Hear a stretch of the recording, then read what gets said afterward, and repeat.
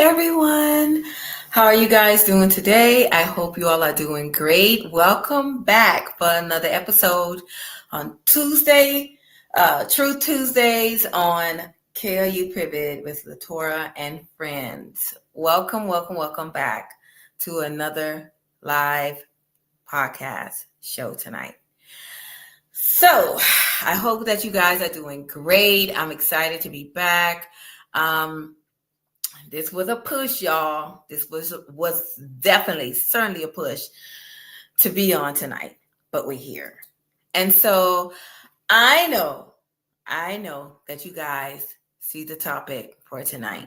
Yes, we're going to dive in for a few minutes and we're going to talk about functional depression and why it's okay to not be strong all the time, right?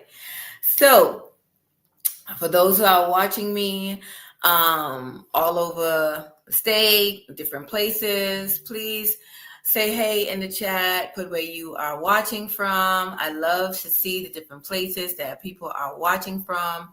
Again, thank you so much for chiming in tonight.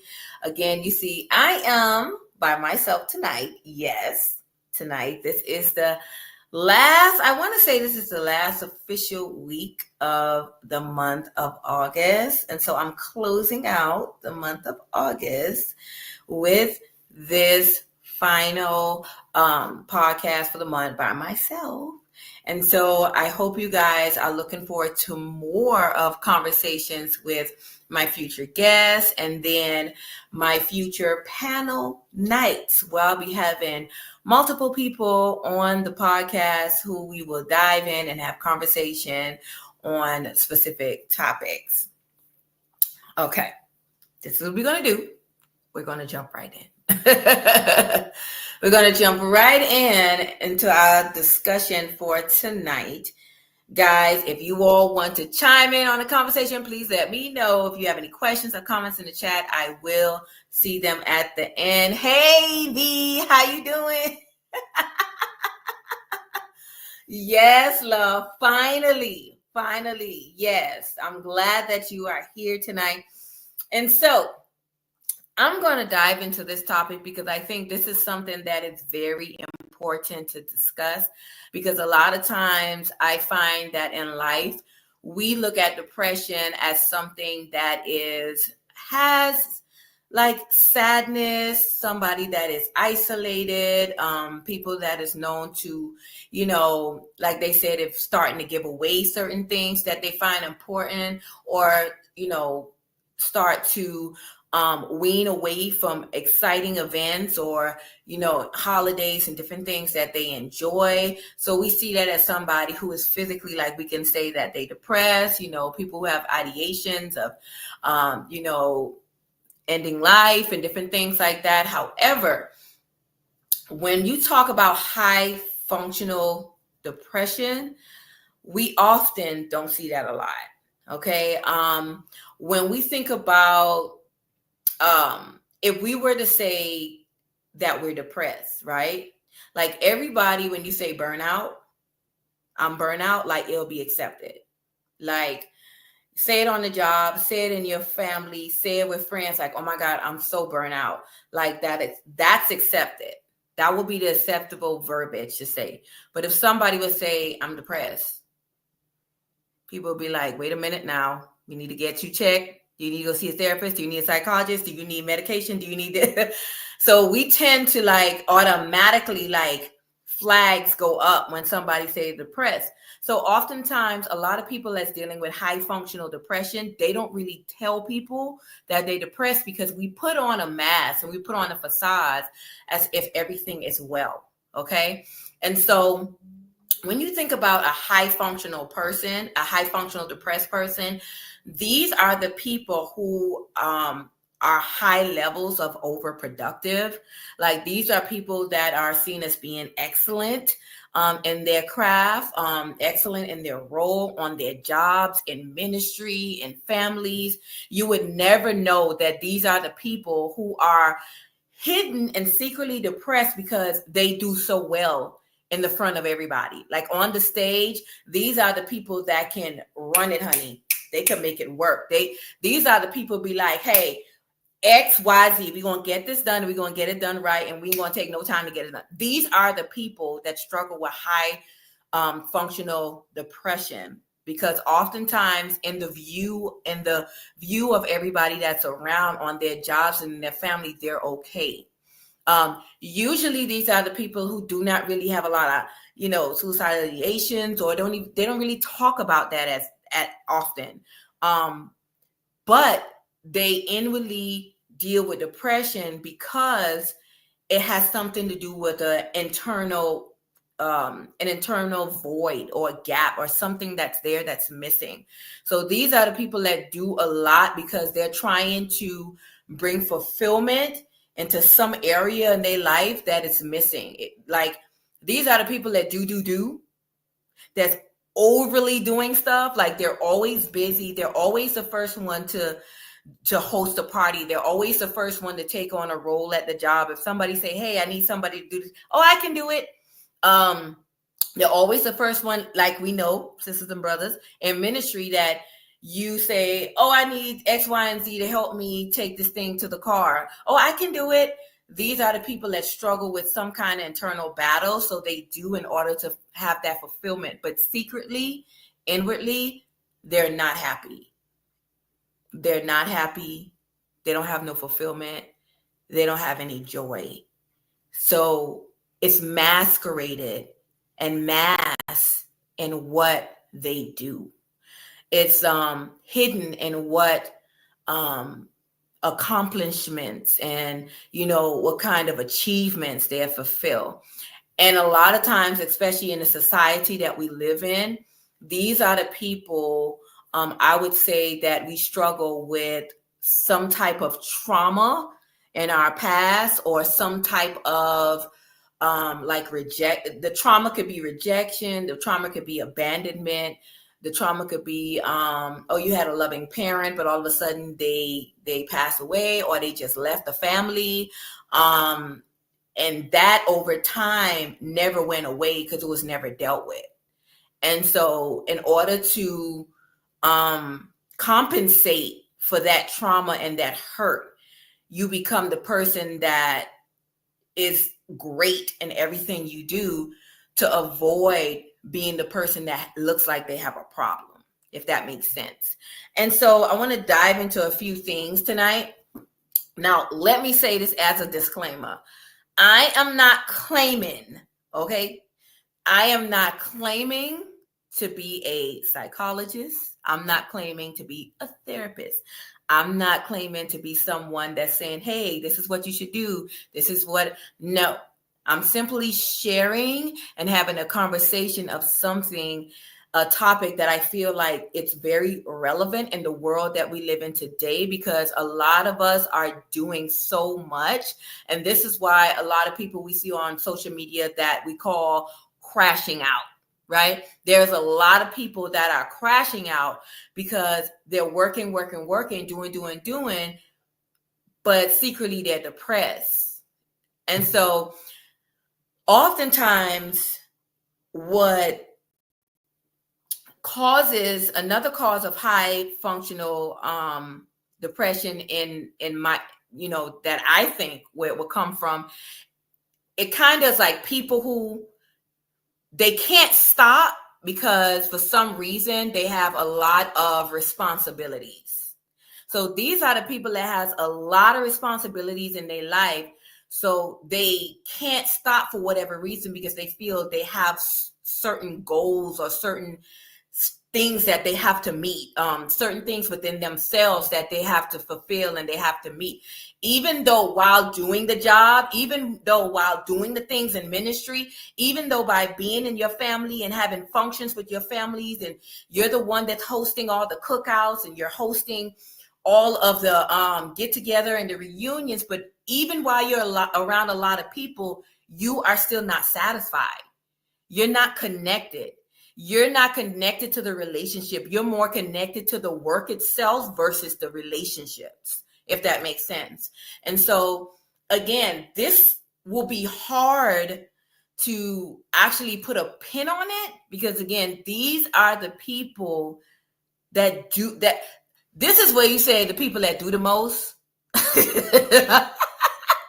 These are the people that we consider that do the most, right?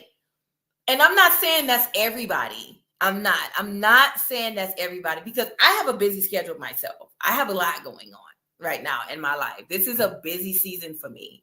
But these people have busy seasons, and sometimes they don't stop and they continue. And then finally, over time, now, if this continue for long periods of time, it can end up bad.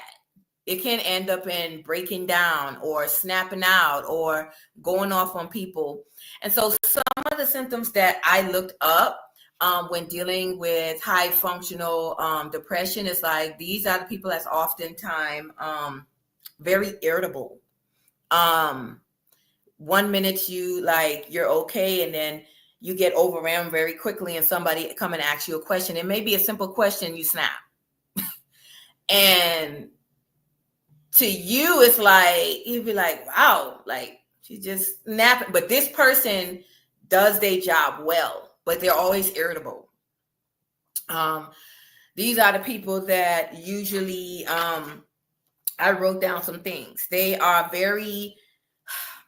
good at what they do, but sometimes they can be very indecisive in what they do. So let's see. Let's see if it makes sense.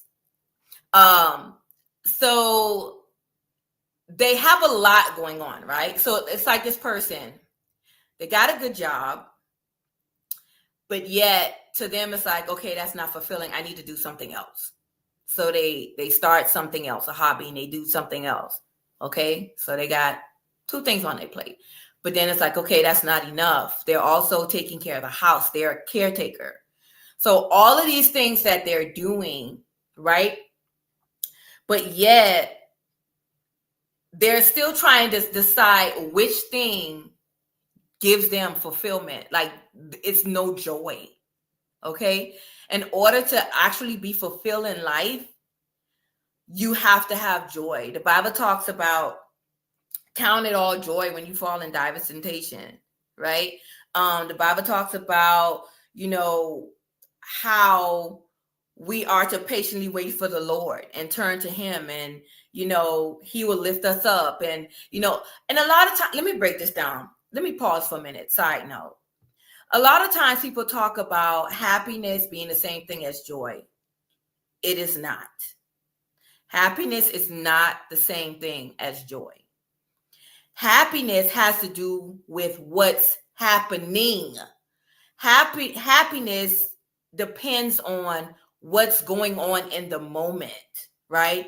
Happiness depends on is, what is this season looking like? If this season looks good, I'm happy. If this person like me, I'm happy. If I'm making a lot of money on this job, I'm happy. But what happens when the seasons shift and you may have a disagreement with a friend? Now you're not happy. But if you have joy, right, even in a difficult moment or in a difficult season, joy means that I have peace in what's going on around me, right? So I can laugh. And I know this may seem a little bit, how you say, unrealistic, okay? A lot of time people may say, oh, that's unrealistic. No, it is true. Think about it. When you think about a lot of people in other third world countries that does not have as much as we have here, right? And may not live in a house that we live in. And I'm not saying that they're broke.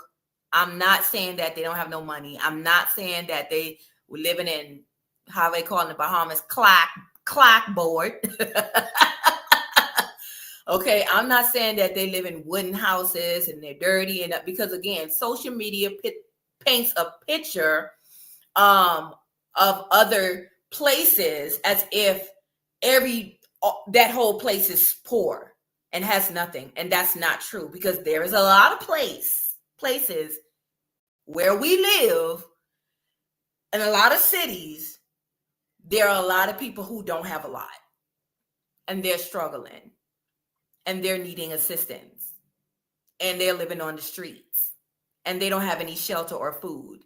So it's not about a location, okay? Joy is not a location, right?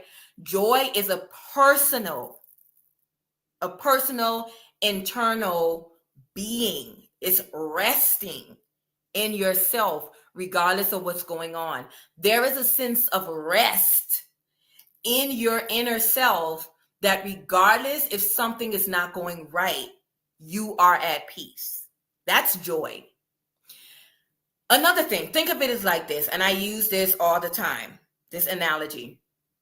Think about, okay, so there is these two people. I think this is how I started. There's these two people.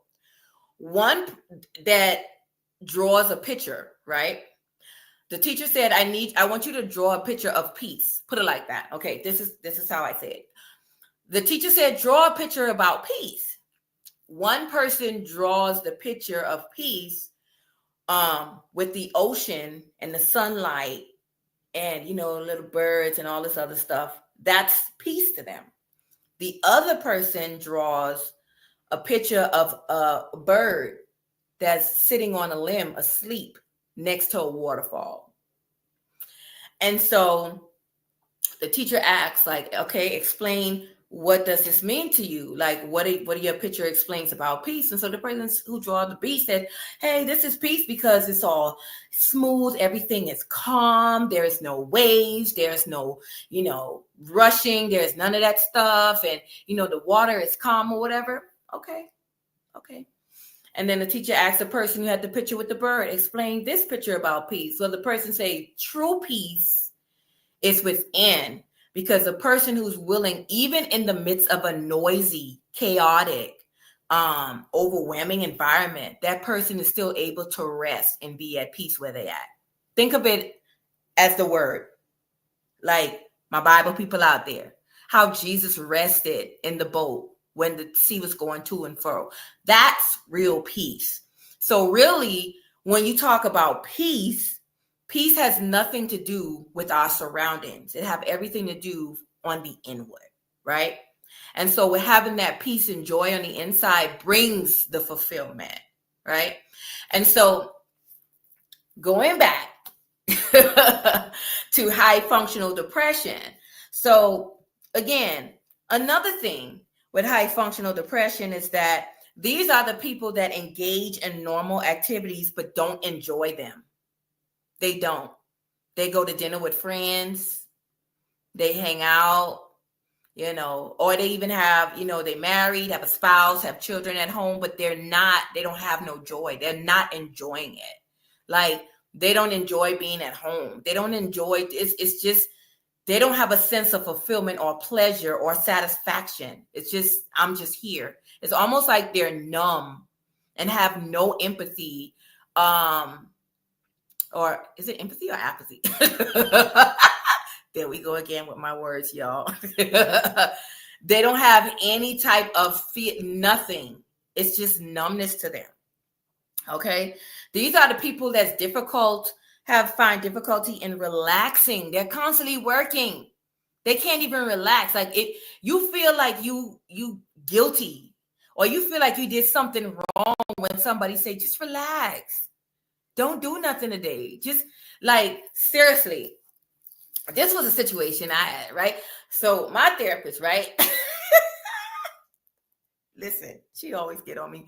She's like, girl, what else? What else do you want? You need to take time and just rest, right? These are the people that don't take time to rest. You feel like taking a day just to sit. Listen, we need to put ourselves on a challenge. Like, we need to challenge ourselves to take, if it's just start off with one day. Take one day, no social media, no craziness, listen, somebody call you that that's crazy. Not today. Not today. Like, we need to challenge ourselves and push ourselves to take one day just to sit and rest. And that can look different for everybody. If cooking is what you do all the time and that's work for you, don't cook. Take out. Get a takeout. Say this day, I'm not cooking. I'm going to rest. So I'm going to order me some Panera bread or whatever. Or I'm just going to sit and I'm just going to eat, enjoy myself, and rest. If you're someone that you're always a go-to person that's always on the phone and you're solving everybody's issues, take a day and be like, look, I'm turning my phone on D&D for the whole day. If you're somebody that be on social media all day strolling to the point where you're up at night until 1, 2 o'clock in the morning, knowing you got to get up at 5 o'clock in the morning to go to work, turn it off. When you get home, say, this is the day when I get home. And again, this is a part of that discussion that we had about boundaries a couple weeks ago. You setting a boundary to say, listen, I'm going to get off work at this time. I'm going to go home. I'm going to turn my phone on D&D and I'm just going to rest. I'm just going to take time for me. And the problem with people that deals with high functional depression, one of the biggest problem that we deal with is because we are afraid to sit with ourselves. We are afraid to listen and hear our thoughts. We can't stand we can't stand because we're afraid that what are we going to think or what's going to come up. We don't want to deal with those things on the inside of us that's right there in our face that we don't want to see. So we mask it over and over again. Listen, we have to be able to sit and deal in silence of what it is that's on the inside of us that's causing us to overproduce, overly do. And why can't we not rest? Why is there no fulfillment? If this is what God has purposed in you to do, right? And again, I talked about this before about how there are oftentimes this will happen. Like God will ask us to do some things. He will give us some assignments, some things, and we may not want to do it. Like everything that God tells you to do, you're not going to want to do it. Now, if you say you do, that's a lie. You see, you're sinning already. Repent. Everything that he asks us to do, we may not like doing it. Right? But if he have put some things in you to do, then yes, do them by all means. But there's a balance that needs to be there, right? There needs to be a balance because if you're a person, again, that you're doing all of these things, but you're finding yourself irritable, you're finding yourself fatigued, you're finding yourself not resting, you're finding yourself not relaxing, you're finding yourself at the end of the day, you're not able to engage or connect. I really like, there are times that we don't have time for nothing. That think about it. When you're on your job, how fast do you eat your food? Do you even savor your food? Do you even savor your coffee? Do you even take time to sit and really think about what you're thinking about? Like, do you take time to sip the water and say, oh my God, this water is so good? And usually studies show that even reviewing and watching certain podcasts and studying some things and researching some things, that that is said that a lot of times these people, we deal with a lot of immune issues, autoimmune issues. These are the people that deals with a lot of the thyroid issues and blood issues and, inflammation, because we don't take time to sit, right? And so changing in our sleep, like we don't rest well, tossing and turning. Our eating habits is off. Now, this is the thing. These are the people that dress very well.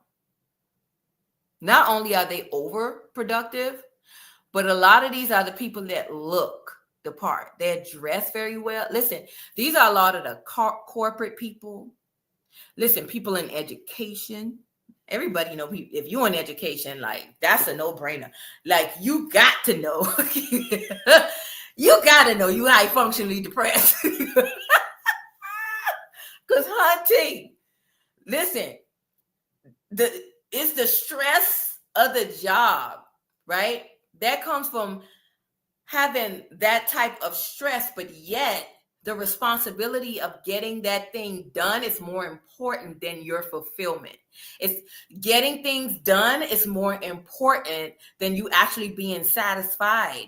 Getting things done versus you just sitting down and saying that's more important than you saying that I don't think this is for me to do. I'm not good at this. This is not my calling. And this is why a lot of time, and I know I'm going to get in trouble. But this is why a lot of time, even in church, people overly do because they're not satisfied with who they are. They're not fulfilled in the life that God has given them. Forget that God has blessed them with a good job, blessed them with a beautiful family, blessed them with but somewhere along the lines, the love, the support, the celebration from your family, or, that's not enough. So you feel like you have to do this extra thing in order to be this like these are the people that deals with high functional depression. It's hard to pinpoint it because, again, these are us who looks like we're so well put together, right? And so we go to church, we go to school, we go to work, we have relationships, but internally we're struggling, we're disconnected, and we're fatigued. And so it's important, right?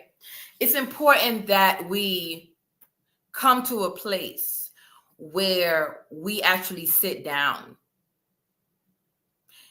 and take moments of silence to actually get with ourselves, right? When we think about Mary and Martha, right? Mary and Martha, Jesus said, Mary, you're troubled with many things. Martha chose the best decision, which was to sit at Jesus' feet and rest and just be in the moment. Is there a time where you're really just resting in that moment and you're taking that moment in, right? Are you taking in the moment of being connected with somebody that you love, that you care for? Are you taking the moment to connect with God on a level where I say, God, I'm going to take a moment. I may not have anything to say. I may even know what to do, but I'm just going to take this moment here, God, with no TV on. I'm just going to sit here and rest. I'm just, whatever you want to say to me, even if you have nothing to say, God, I'm just going to sit there because I just need to rest. I challenge us to really take some time and get with ourselves. Because when we're in that place of resting and having the true joy, then we will begin to look at those traumas and deal with those triggers and deal with those things that's making us do things to compensate all of the negative things that we say about ourselves, or all the things that people said about us that we take in as our own thoughts and our own verdict. So I'm not going to stay on here long, and I told you I wasn't going to stay on here long.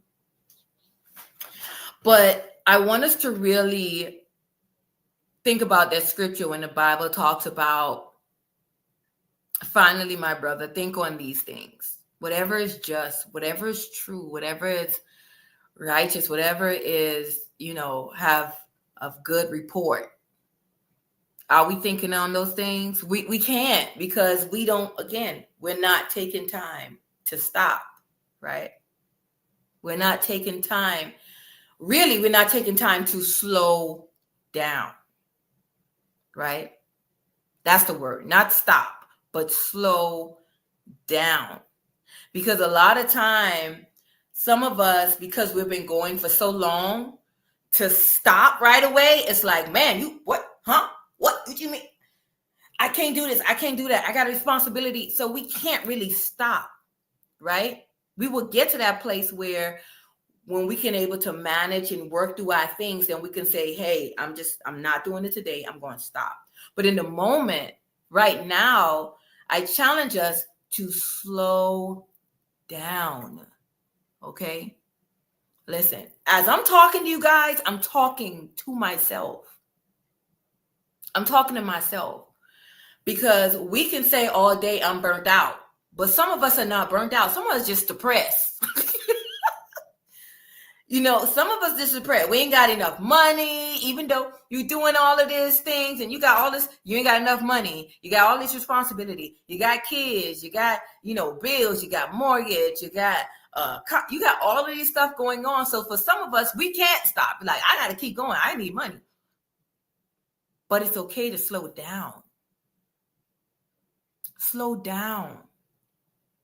Take a moment and rest. Take a moment and sit with yourself. And if it means that you got to, in the face of fear and doubt, looking at yourself in the mirror and say, listen, I'm going to slow down and I'm going to look within. And if that means what I see makes me shed tears and cry because it's so ugly and it's so, do that so we can be free. So we don't have to overcompensate for what we lack and what we have void on the inside of us. So think about it again. And let's see here. Vanessa says, sounds like her. Just keep going, not taking a minute and then crash. Right. This is why, again, so many of us are crashing out, because we're not taking time to slow down. And guys, I'm not just telling you this, but I'm learning, and reality is hitting me every day almost, that life is precious. Life is precious.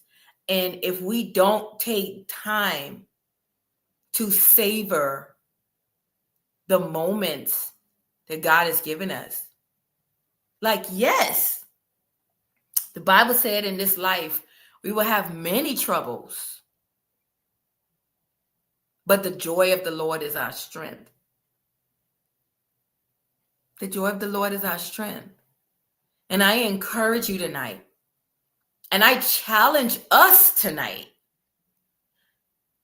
to take time and just take in the moment. Take in the moment of that presence. Like, if you're with somebody, right?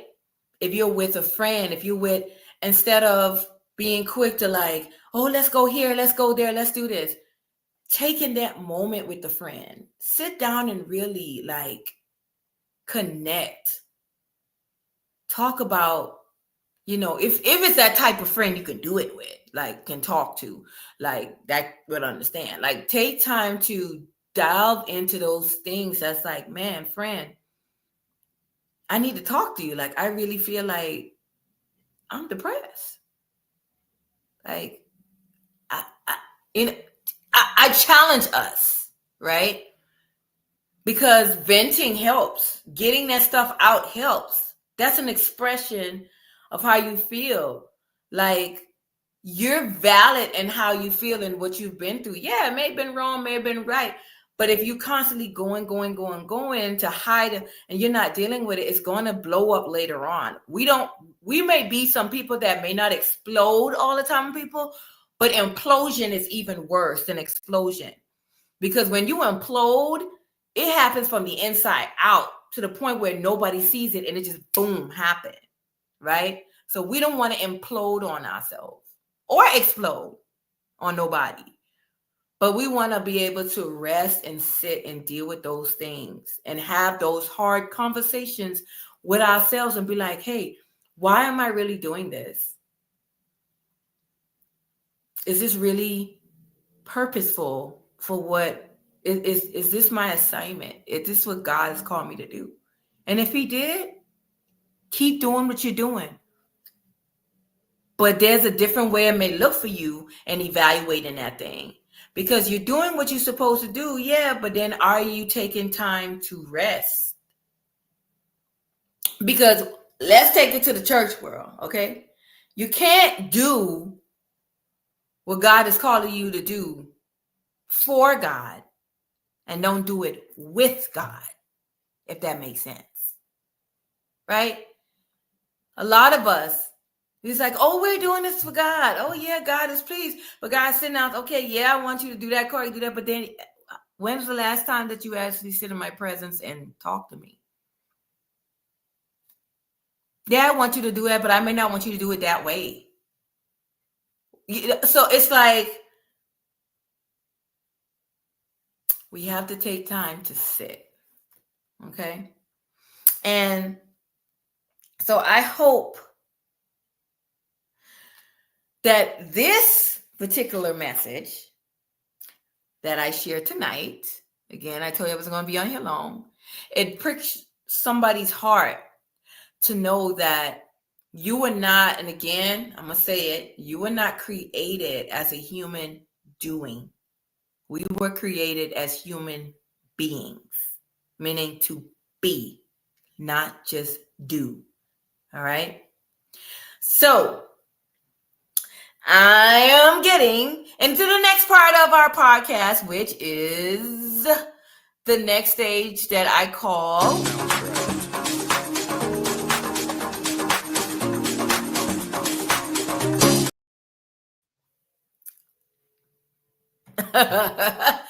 collaboration and conversation. So, anybody have anything in the chat, any questions or concerns in the chat that you would like to share or you would like to say?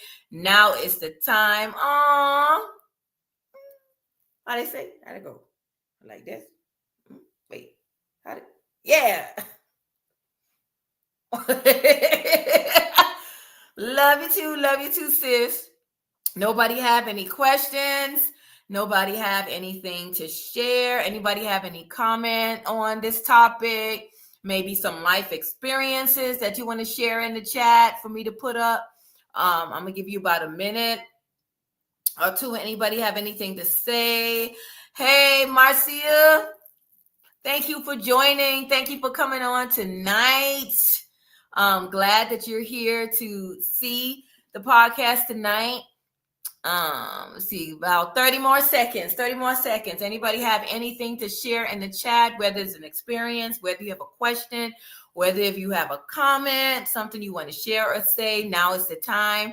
I give you about 20 more seconds, and then we are going to wrap up our night. So I challenge you, while I'm waiting to see if anybody else have anything in the chat, to look up some scriptures, read some books, research some things about what you can do to help you get through this situation, because this is oftentimes, this is not something that's really diagnosed. It's not really found in the DSM book, which is for, therapists and psychologists and stuff. It's not really in there. So this is something that is newly, and again, in our generation and time, back in the day, we didn't hear a lot of these stuff about mental health, all the different things. Now they're coming up, and they're finding language for what's going on with us. And so it's almost like, you're saying back in the day, we were going through all of these different things and we didn't know what we was going through. There was no language for it. There was no description. There was no identity for what was going on. But now we're in a day and age where there is a label, an identity that is put on it for us to identify the situation. You can't fix something if you don't know what it is. That makes sense. You cannot fix something if you don't know, if you cannot identify, if you cannot label, if you don't know what it is. I can't say that this person has the flu if I cannot identify and if I don't say that it is. I mean, I'm not speaking nothing wrong. I'm not saying nothing wrong, but you have to acknowledge that this is what it is so you can get the healing, so we can get the remedy. You can't remedy something that you would not say that is a diagnosis. That's that, right? You can't say that this person has an anger issue if we don't call it what it is to get them anger help. You can't say, even people who are alcoholics, when they go to the Alcoholic Anonymous meetings, you have to openly say that, hey, I'm such and such, I'm an alcoholic. Why? Because until you identify your problem, until you know what it is you're dealing with, then you won't be able to get the help, the remedy, or the healing for whatever is going on. So once again, you're not fighting a Jezebel spirit. And I'm not going to go there tonight. But you could be fighting manipulation. Call it what it is. You could be fighting deception. Call it what it is. You can be fighting depression. Call it what it is. Until you, not a person's name. Again, this is another topic for another day. All right? We're not fighting no Jezebel spirit and no Ahab spirit. No, you're fighting the spirit of manipulation.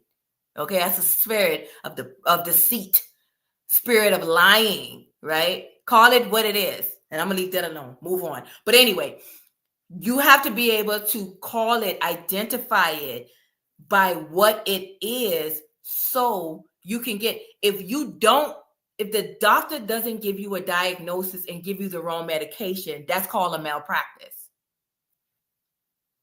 Isn't it? If you're dealing with high blood pressure and the doctor don't want to say, oh, you're not dealing with high blood pressure. That's not high blood pressure. That's a spirit of infirmity. I'm not, okay, it is. I'm not just, hear me out. I'm not saying that there is a spirit. Yes, we know as believers in Christ that there's a spirit usually in everything. It comes, we got to pray against it or whatever. I get it. But what I'm saying is, is that if a doctor tell you, he said, no, you don't have high blood pressure, but then give you high blood pressure medication and say, take this. You're going to be looking at him crazy. Why am I taking these medication? I don't got no high blood pressure. No, you don't have high blood pressure, but you need these medication. I'm not taking this. Until you tell me this is what it is, I'm not taking it. Now I got to go get me a second opinion because somebody around here lying. Okay. So again, we're constantly doing malpractice and we're misdiagnosing people because we're not calling it what it is. We're not identifying what it is so we can get the remedy and help that's needed to fix the issue, right? So again, that's go back where we take time for ourselves and we sit and we see what that is. Saying yourself, man, God, you evaluate yourself and you look at how you acted throughout the day and say, man, Lord, I was angry today. God, help me get that. And some things we say we want to be careful because we tell them we gonna get tested. But sometimes you can't be afraid. You gotta be like, listen, Lord, I need this to cut. Like, I feel a little selfish. Like, I know I don't want nobody, to ride in my car or come over to my house, or I don't feel like doing all that. Like, say that, acknowledge that, and be like, Lord, I need you to help me because again, I want friends, but I'm not friendly. The Bible says in order to get friends, you got to be friendly. So you always talking about how isolated you is, or people always keeping you out, or nobody likes you, and I ain't got no friends, but you ain't friendly. That's why you need to get by yourself and talk to yourself. And for my people in the faith, talk to God and be like, listen, Father, I feel some type of way because I don't know how to deal with being in crowd. I don't know how to be around people. I need you to help me because I don't want to be, I want to have friends. God, help me. how to go through and with how to deal with people, how to build friendship, healthy friendships, how to they say friendship is made in adversity, how to go through adversity with my friend and still be able to maintain that friendship as a whole and healthy relationship. Like, talk to yourself and talk to God so we can get past all this stuff, so we won't be functioning every day but depressed, right? So I didn't went up on a tangent again. So again, nobody had anything to say in the chat, so I'm going to wrap it up here. Listen, I do want to thank you guys so much for all of you that has been following me, that has been joining me on this journey. Again, I do this podcast because I want to share, I want to have conversation, I want to encourage, I want to impact, and even help to give life lessons to somebody that is watching. Again, it's not just for you, the viewers, but this is also helping me. This is helping me on my journey. And, you know, the different conversations that I have and the different topics that I'm sharing, I'm not, like the Bible says, the same thing I give to you, I'm the first partaker.